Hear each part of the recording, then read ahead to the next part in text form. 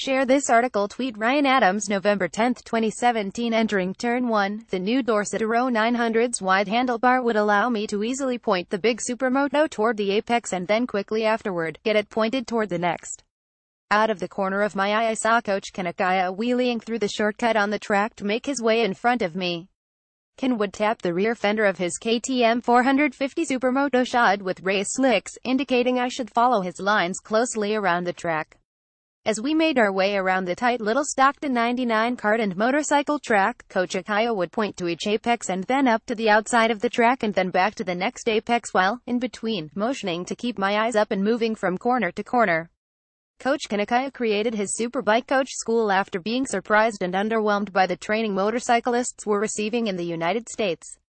He tells an interesting anecdote about easily finishing the DMV motorcycle test shortly after arriving in America, just after another applicant had been docked points on nearly every maneuver. In the end, their paperwork was mixed up and the DMV passed the inexperienced student by accident. This situation would cause Kanakaya to look into the training opportunities available for new and experienced riders around the country. Coach Kanakaya looks on as the day's first sessions head out. Akaya uses these first few laps to get an idea of everyone's skills and characteristics. Kanakaya himself, founder of Superbike-coach, began racing in 1985 and eventually competed at a high level in his home country of Germany. Akaya would compete on GP250s in the OMK International German Championship, and finished second in Germany's Track Trophy 250cc Championship in 1991. Ken would continue to compete internationally aboard a Honda RS250R, eventually suffering a career-limiting crash at the Hockenheimring in Germany before deciding to end his professional racing career in 1995 at an event in Poland. Ken and his family immigrated to the United States about 10 years ago, and then in 2009 Akaya created Superbike-coach. After Ken's experience at the DMV and in light of his general disappointment with the curriculums being taught at other riding schools, Ken decided to begin his own school to bring his riding philosophy and teaching style to students in the U.S. Superbike-coach is a somewhat deceiving name because it is not strictly a race school. Principles are taught to students with varying levels of riding experience, but Akaya claims they can also be applied to road racing.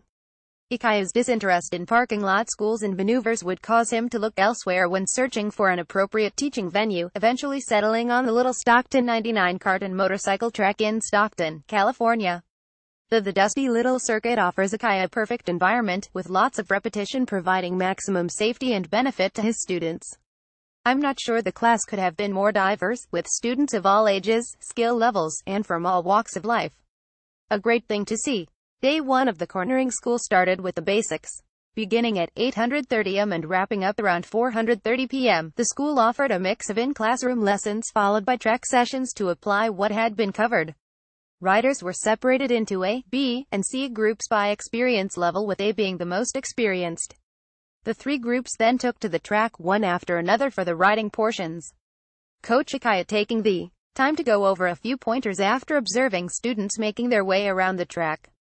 After Ken's introduction, which would include a brief overview of the course and the students' profiles, as well as his own history, we began to discuss what causes fears to arise while riding on the street and how we could learn from repeating good practices on the track.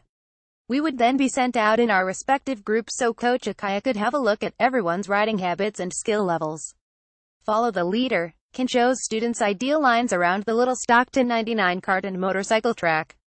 Once the groups were finished with the first track sessions, Akaya then began to discuss the concept of the ideal line, late apexes and why they aren't always good, and the variables that determine the best line through a corner. For the next riding session, Akaya joined us on the track aboard his slick-shod Supermoto to focus on line selection. Ken did a great job during each session of spending time with each rider while we worked our way around the track. He was effectively able to dedicate more time to those who needed it most, without neglecting anyone else. Sheila is an all-around cool and interesting person. When she's not out riding across the country or obtaining her pilot's license, she's bringing her friends who are new to riding to the Superbike-coach school for some training. Here we see her in her natural habitat connecting wild apexes. In the morning the staff took orders and collected money for lunch, which we would enjoy later in the day. It appeared that everyone was having a great time and some were visibly improving their confidence and line selection as they accumulated laps. I asked around and found many students who had already taken the school before and then brought friends to share the experience. One such returning student was a woman named Sheila, who began riding in the 60s, then took a slight hiatus from motorcycling to bear her children. Sheila brought about 6 of her riding friends to the class and then decided to join them even though she had already been through the cornering school days 14. A fan of Can's somewhat boastful and brash teaching style, she believes in Can's experience has made her a more competent and confident motorcyclist. Of the diverse group of 26 students attending this day 1 cornering school, nearly half were female. From skill levels, to motorcycles, and even a broad mix of demographics, it was a great mix of students who all appeared excited to learn. Waypoint viewing. Watch your line, follow it to the apex. Keep your eyes up and your brain a few steps ahead and the bike will follow. Pro tip: keep your head up and your eyes forward. Your focal waypoint should never be next to or behind the bike. In this photo, Akaya demonstrates what not to do, as he coaches the students following in his wake. Jumping into lesson 3, the classroom portion would focus on what Can calls waypoint viewing, in which the nose leads and the bike follows. This technique not only focuses on looking where you want to go, but viewing your waypoints in succession and having the bike follow your eyes through each. We also would talk about viewing the horizon and finding the sweet spot of looking too far or too close. With my own relatively modest on-track experience level, this was a chance for me to apply a technique which I may have already been aware of, yet can always use more time practicing. Again, Akaya would join us on the track to point out lines and remind us to keep our eyes up and view as far forward as comfortable while using his waypoint viewing technique. The final classroom lesson would cover emergency braking, not to be confused with racing, trail braking, or other track use. Ken touched on the importance of the front brake and his theory of the rear brake being useless in emergency scenarios. If you're truly braking at the limit, the rear tire should be off the ground. It's not going to do shit for you anyway. On standard and sporting motorcycles, on clean and dry pavement. But the real world is full of variables, and sometimes those variables make the rear brake very useful even in emergencies, not to mention choppers exist. We would also go over the very valuable practice of easing into the front brake and smoothly increasing lever pressure rather than just grabbing the brakes and upsetting the chassis. After some fun track time testing the big Aprilia's front brake and lofting its rear wheel while the front tire chirped away, Ken stopped my group, gave some pointers, and then followed suit with the rest of the groups. Coach Akaya doing his best tracks impression, or instructing the importance and technique of emergency braking. At the end of the day, there wasn't a face to be found without a grin on it. Everyone had spent the day together, learned together, ate lunch together, and laughed together. At that point it felt much more like a community of friends and riders rather than just a bunch of random people. Ken Akaya's approach is brash and unforgiving. I loved it. However, while I enjoyed the cursing and lewd jokes as most of the class did, I noticed some faces in the beginning of the class that didn't seem so enthused with the colorful language. Those same people, at the end of the day, were the most outspoken and looked to have opened up to the atmosphere of the class, wholeheartedly. For a level 1 type class, one would have liked to see a bit more focus on racetrack etiquette, flag rules, signaling, entries and exits, etc., and some general safety standards for riding on a track with other riders of varying experience levels. There were no accidents while I was there, however more safety training can ensure things stay that way.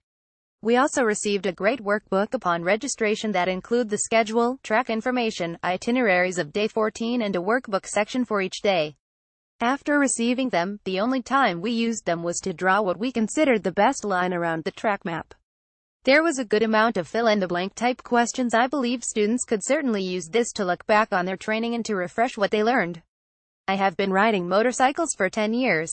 I've ridden a ton of canyon roads, toured across the country, spent a fair amount of time in the dirt, and had done one single track day prior to this school.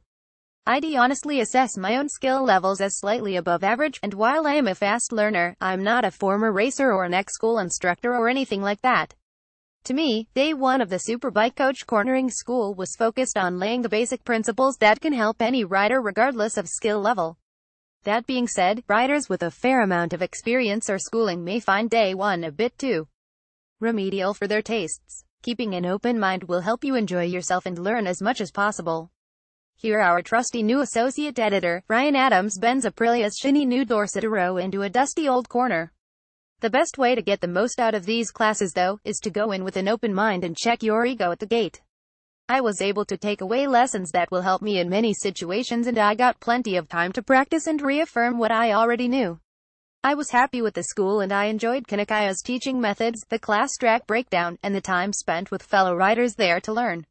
For only $139, cornering school day 1 at Superbike-coach is a great place to learn the fundamentals of safe riding from a talented instructor who bridges the gap between track and street techniques in order to show that quality time spent on a racetrack can provide learning experiences that will last a lifetime out in the real world.